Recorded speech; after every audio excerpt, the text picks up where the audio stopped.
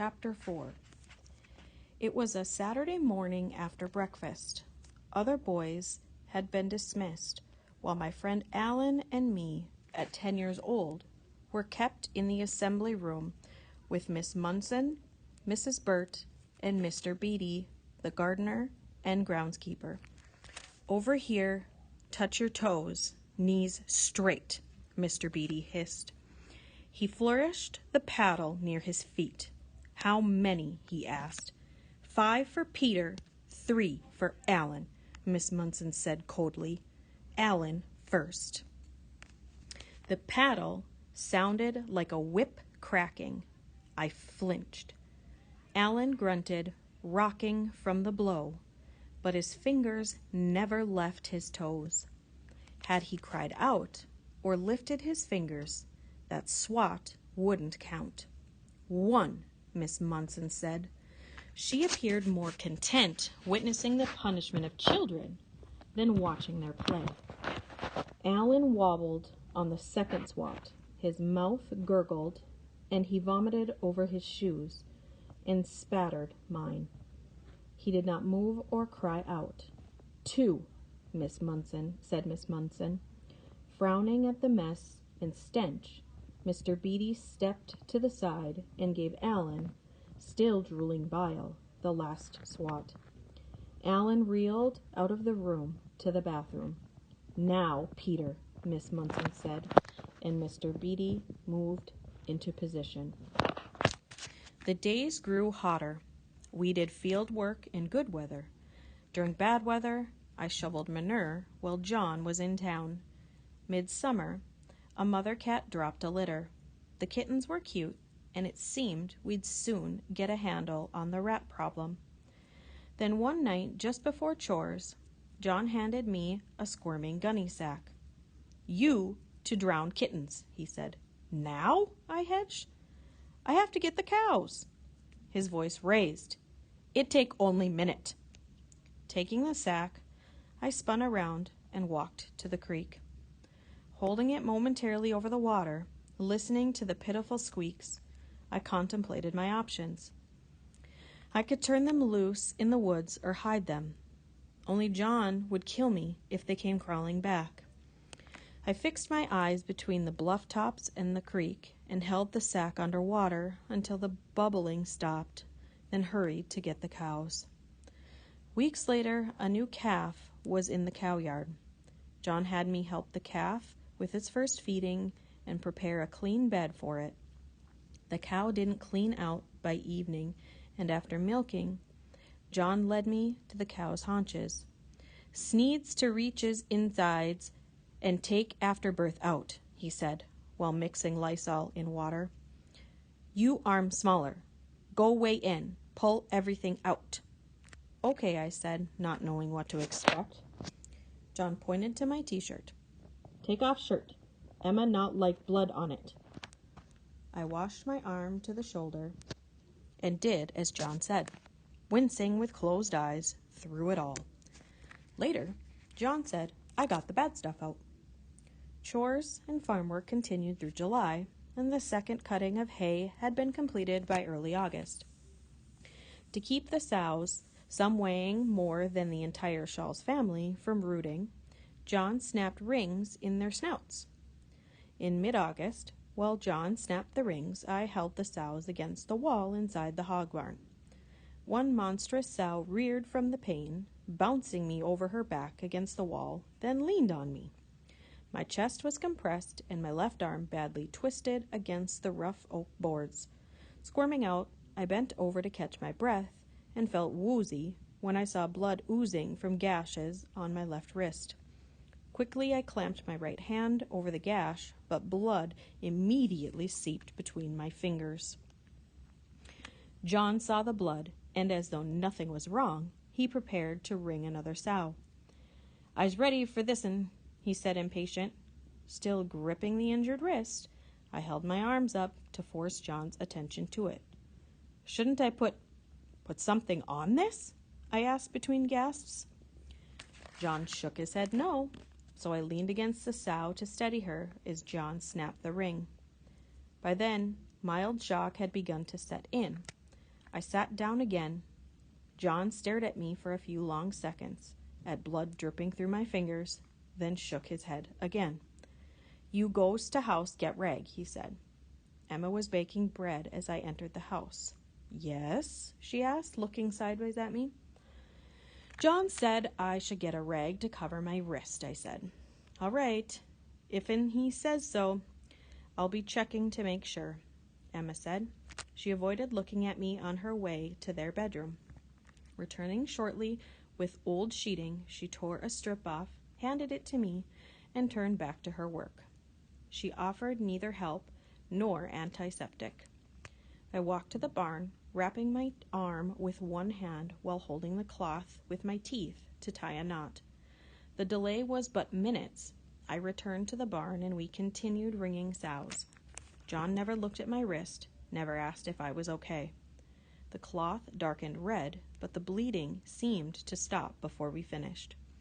The injury later became infected, but it cured itself over a period of weeks without medicine or even clean water.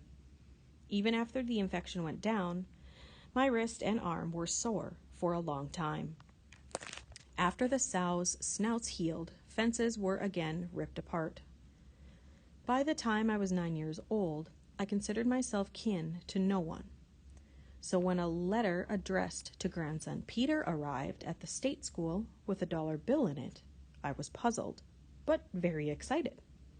I hid the letter in my locker, reading it time and again, even after someone stole the money. The letter began my dreams of northern Minnesota, of other relatives I guessed were there. Nothing was said by staff, even when I received more letters, another $1 bill. One Saturday afternoon, within weeks of the first letter, I was told to dress in school clothes and go to the main building. There, a social worker led me into the visitors' lounge, where an older woman, a young couple, and a boy sat. "Your brother Arnold," the social worker said, motioning to the boy. She swept her hand past the others. "Your grandmother, uncle, and aunt on your mother's side." I was stunned. "We thought you might want to see your brother," my aunt said. "He's older than you." I was so surprised that the remainder of the conversation was a blur in my memory. For about 10 minutes, they sat on the bench while I stood before them. They talked, and I nodded. There was no one touching other than initial and parting handshakes, no explanation for why I was left. Again, no counsel was offered by any staff. No effort was made to prepare me for meeting a brother and relatives for the first time. These were the relatives who, thinking that I would become hydrocephalic like Leonard, had left me in St. Paul when I was a baby. They wrote to the school superintendent asking whether I was of sound mind or not. Grandmother Charlot on my father's side sent me the money, and I learned later had petitioned the state to take me into her home. She was denied. When I was 11, Dawn and I slept near each other in a 4-bed dorm on the first floor near a bubbler, the mop closet, and Miss Munson's apartment.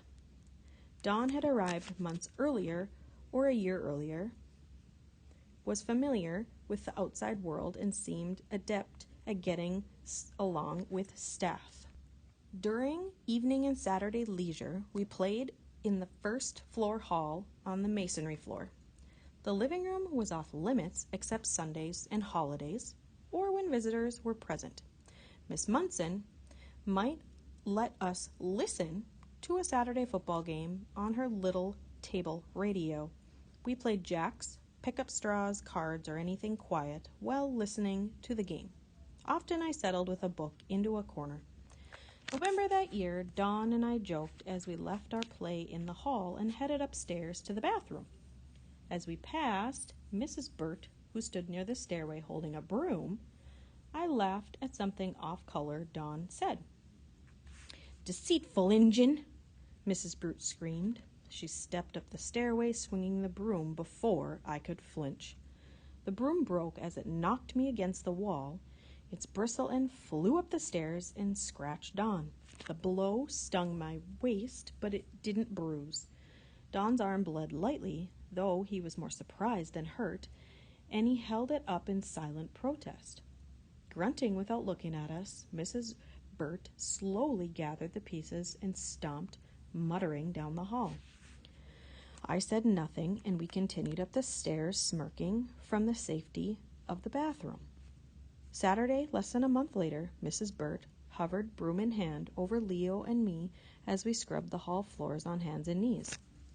I don't remember now what Leo said to me, something whispered, threat, or slur.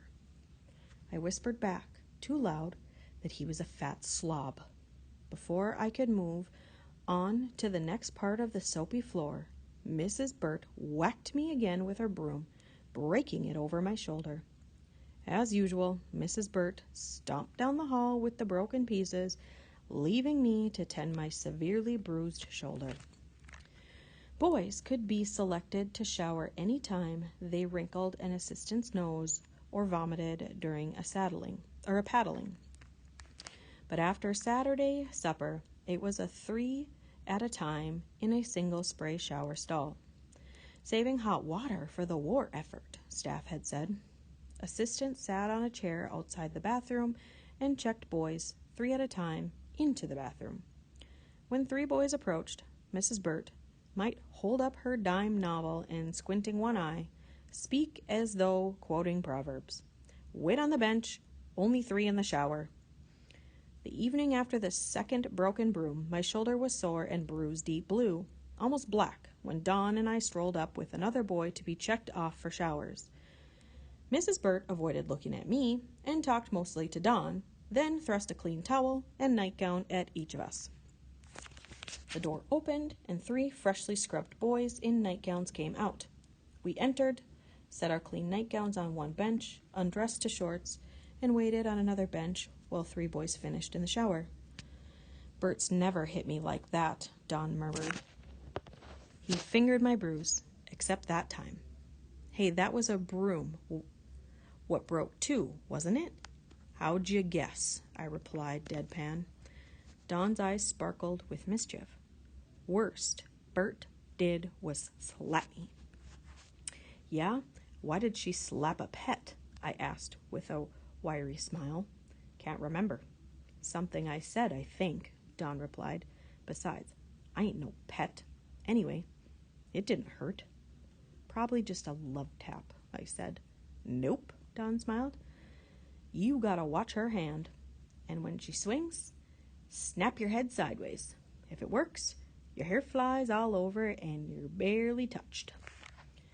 If it don't work? I asked. Don grinned. She makes you hold your head still and gives you another one. Smart ass, I muttered. I'll wash your back, Don offered as we showered. It was customary for boys to wash each other's backs, but Don seemed too eager this time. Don washed around the bruise, then suddenly pressed hard. Ow! I yelled, jerking away, banging into the glass door. You did that on purpose. I shoved Don against the other boy. Hey, I hardly touched you, Don snorted. The door suddenly flew open. Mrs. Burt leaned in, her nose nearly touching mine, as she struggled to wipe fog from her glasses. Working through surprise, I joined the others with their backs to the door. What do we do now? Don muttered over his shoulder. What on earth is going on? Mrs. Burt snapped. It's bath time, not playtime. It was decibels lower than her normal range, but scathing nevertheless. We're just showering, Don complained. Someone bruised my shoulder. Bad, I said, trying hard not to snicker. Luckily it wasn't my head. Ever kill anybody like that? Mrs. Burt wiped her glasses, staring harder, it seemed, than necessary to scold. Hey, can we shower without people watching? Don asked pointedly. Mrs. Burt puffed in disgust, shut the shower door, and left. The thrashing season was my favorite time at the Rushford farm, even though it was hard work. Each farm that shared the traveling thrasher furnished a man for the crew. Too young that first summer to go thrashing alone, I did chores while John thrashed, or on occasion, we both went.